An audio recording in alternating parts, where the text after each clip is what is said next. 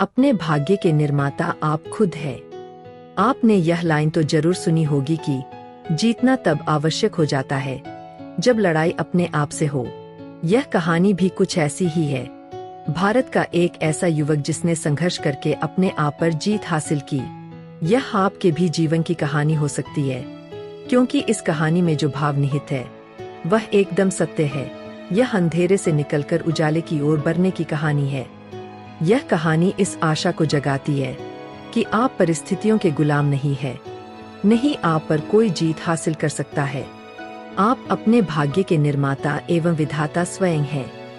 विकास के अंदर हर वो बुराई थी जो किसी भी इंसान के लिए आत्मघाती हो सकती है।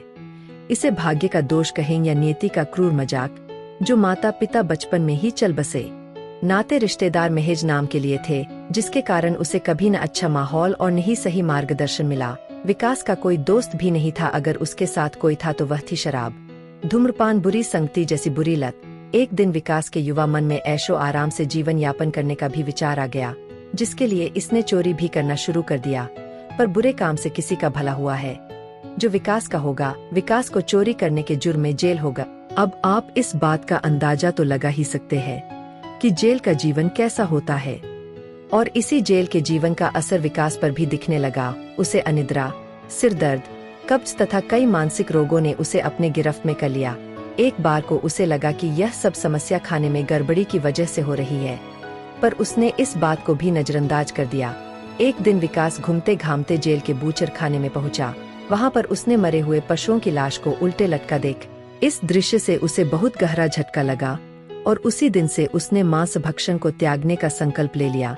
जेल के अंदर रहकर अपने संकल्प का पालन करना उसके लिए कठिन था, लेकिन उस मरे पशु को देखने का उसके मन पर इतना गहरा असर था कि जहां अन्य कैटी शराब और मांस पर जी रहे थे, वही विकास ताजा और सुपाच्य भोजन लेने का प्रयास कर रहा था।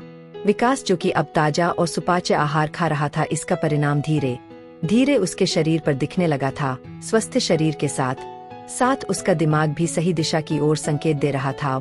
संयोग से उसके हाथ एक योग की पुस्तक लग गई। अब वह नियमित पौष्टिक आहार के साथ साथ किताब से सीखकर योग भी करने लगा। उसे इन सब से अपने अंदर एक गंभीर आंतरिक परिवर्तन की अनुभूति हुई। फलस्वरूप वह और अधिक इच्छा शक्ति से इनका पालन करने लगा, लेकिन वह अभी शराब को नहीं छोड़ पाया था और दिन में कम से कम 3-4 पैकेट सिगरेट भी पीता था। उसे इस बात का अंदाजा हो गया था कि वह इनका सेवन कर अपने फेफड़ों को बर्बाद कर रहा है। उसने स्वयं से एक और संकल्प किया कि धीरे धीरे ही सही, पर वह अपनी इस बुरी लत को भी छोड़ देगा। उसने इस संकल्प को भी पूरा किया।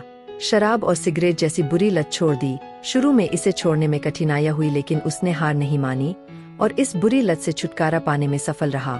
विकास की अच्छी आदतों की वजह से एक दिन ऐसा भी आया कि वह शारीरिक, मानसिक, भावनात्मक एवं आध्यात्मिक हर स्तर पर स्वस्थ एवं संतुलित अनुभव करने लगा। लेकिन एक कमी वह अभी भी अपने अंदर महसूस कर रहा था, और वह कमी थी नकारात्मक विचारों की। इसे दूर करने के लिए वह अपने नकारात्मक सोच एवं विचारों को लिखित रूप से अपने पास रखने लगा और प्रतिदिन संकल्प की तरह पढ़ता रहा।